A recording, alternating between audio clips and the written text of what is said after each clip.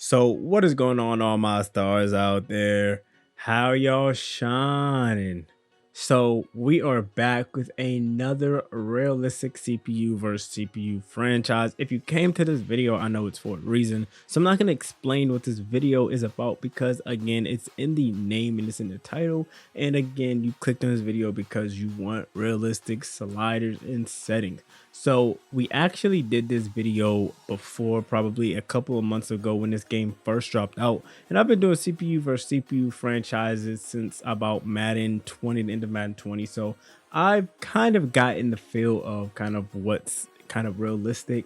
So for starters, we're going to go with the career settings. I'm going to explain why we did the change or just exactly why it's that number and our mindset behind that. So for starters, guys, for the commissioner settings, the skill level is on all pro, the game style is on simulation, league type all, of course, instant starter on, trade deadline on. You want those to be realistic. Instant starter really doesn't matter because you're not playing. It's just for if you was an actual player, you want to be starting and not have to work your way up.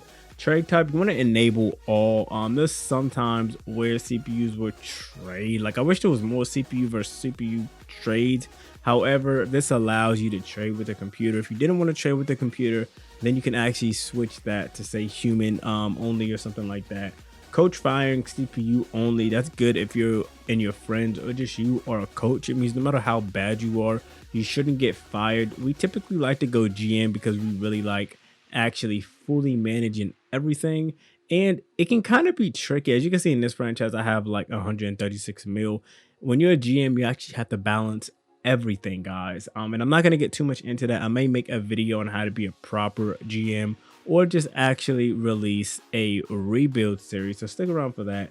Salary cap you want on, superstar abilities you want on, ability edit controls any player, the relocation settings. I have everyone can relocate, and I like this because at times, honestly guys, I've seen CPUs randomly relocate, which is kind of actually awesome in my opinion. Staff talent cost modifier, I have a normal. You really don't need it any higher because if you put it any higher like fast, then you're gonna get points too fast, and it's already kind of slow, so you don't want to put it on slow. You won't get any points. I honestly think normal is probably the best, most realistic option for this. Injury you want on. I'll sometimes turn this off on preseason if we're not watching preseason games and just simming through the preseason. But again, if you want even more realism, you can go with injury. Practice squad stealing we have off. So the reason why we have practice squad stealing off, guys, is because in real life, you can sign other teams practice squad players. However, that team gets a chance to match it. So say for example, I have a rookie quarterback, or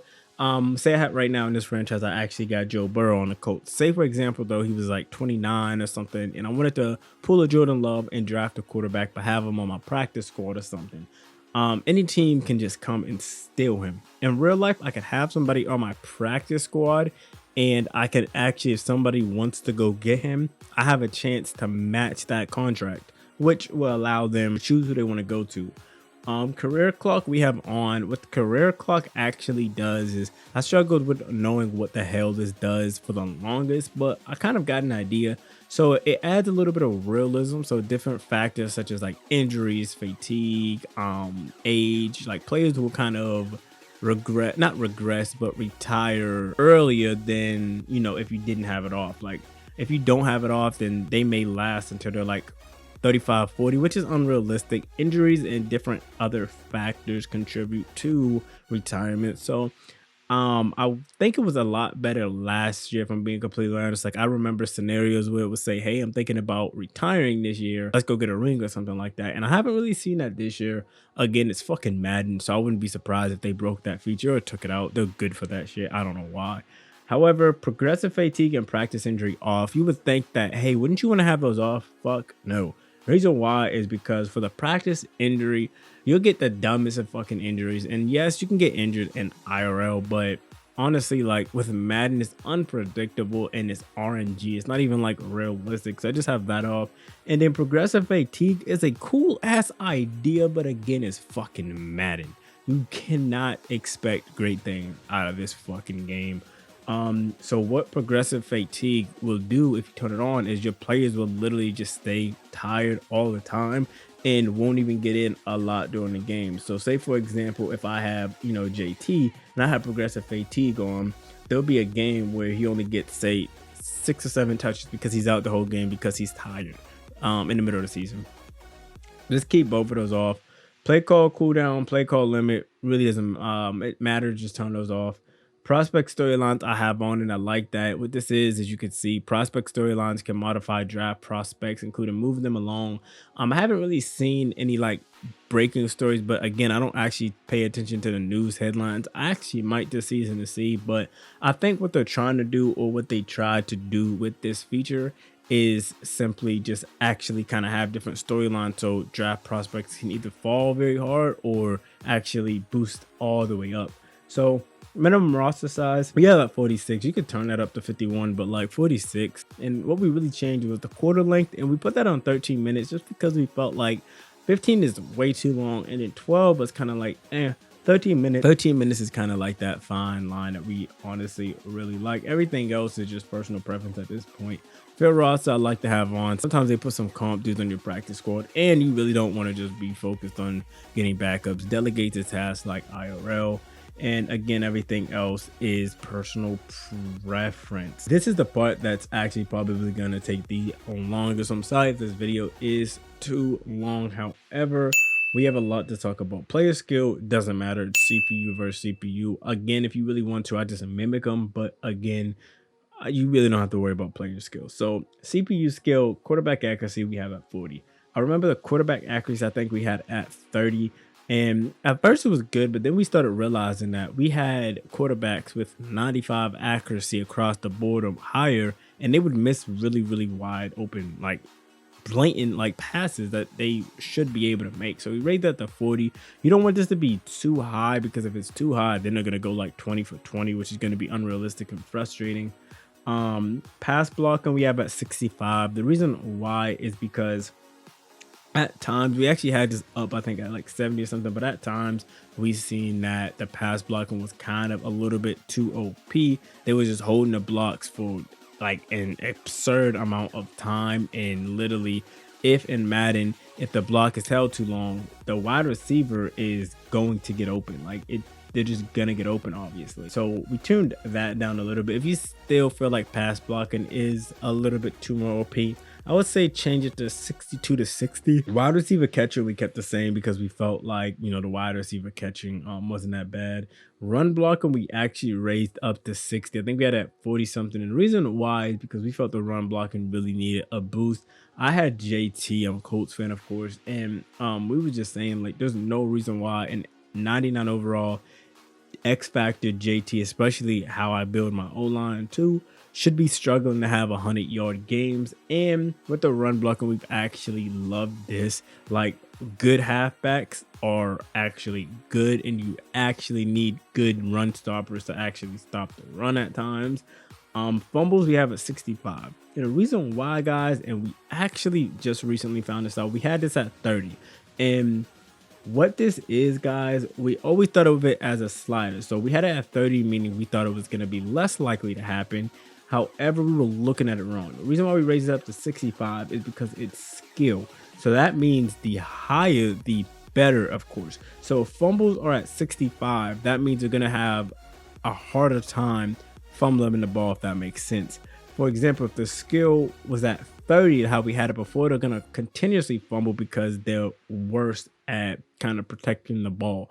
And we actually raised it up, and a lot of times we don't get those dumbass animations where your wide receiver or halfback is getting tackled and then there's like 4 dudes that like get on them, pause, and punch the ball out and everything. We don't get that anymore. So I really love this. So in some leagues we have it at 65, others we have at 70. We're still testing that out, but like 65 is real good, honestly. If you're still struggling with fumbles, of course you can raise it up just a little bit. I wouldn't raise it too much because you still want a little bit of fumbles. It's realistic, especially if your quarterback is getting sacked.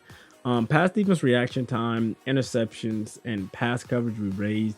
We have them at 55, 30, and 65. The reason why is because we just felt like the defense needed a little bit of a boost. There was times where I had a crazy cornerback duo. I think in this league, I actually have Jair and JC Jackson, who are absolutely fucking magnificent.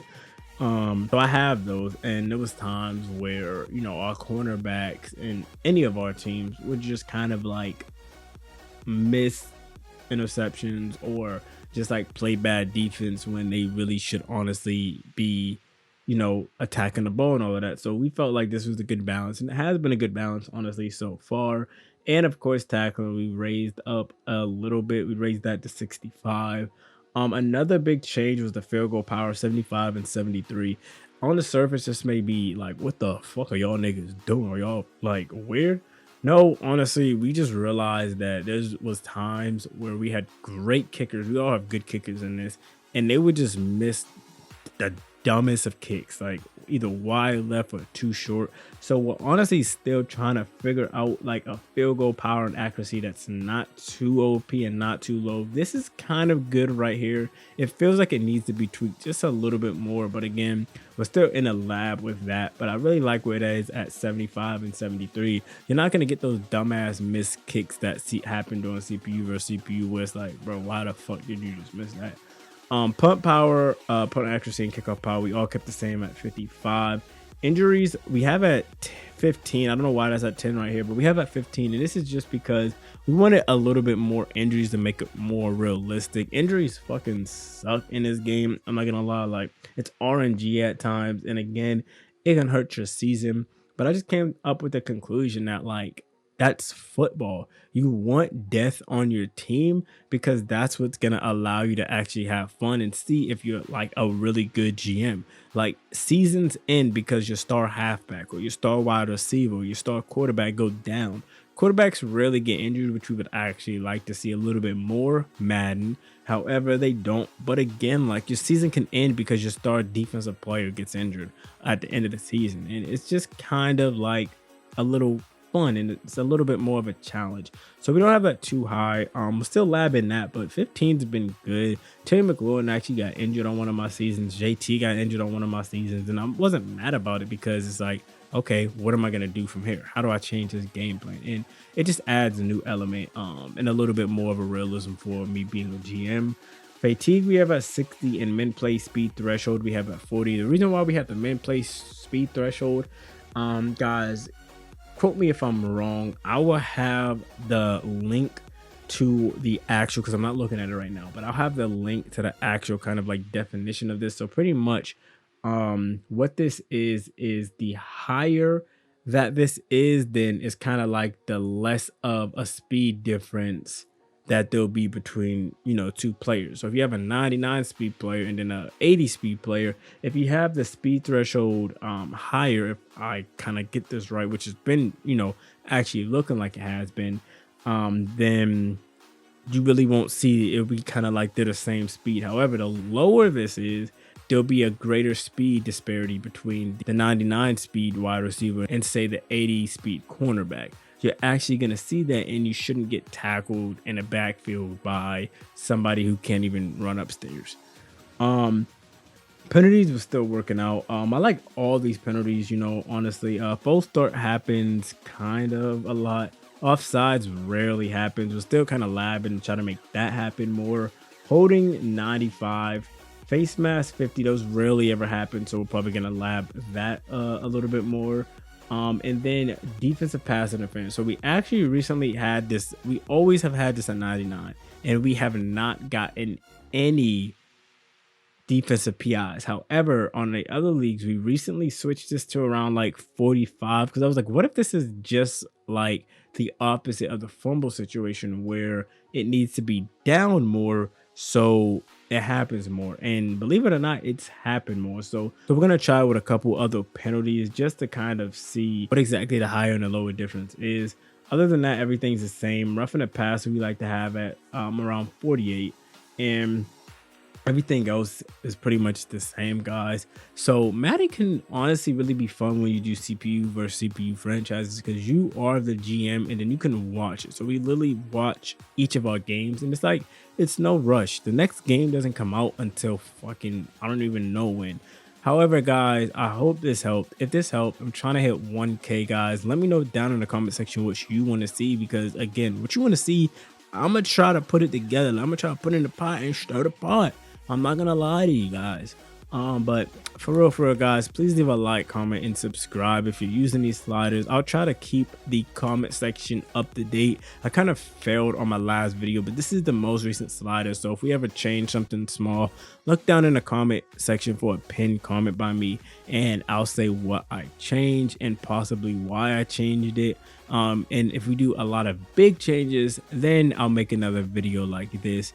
But you can click the video on the left to see my best XP sliders for CPU versus CPU franchises, and you can click the video on the right to see another video on my channel by me.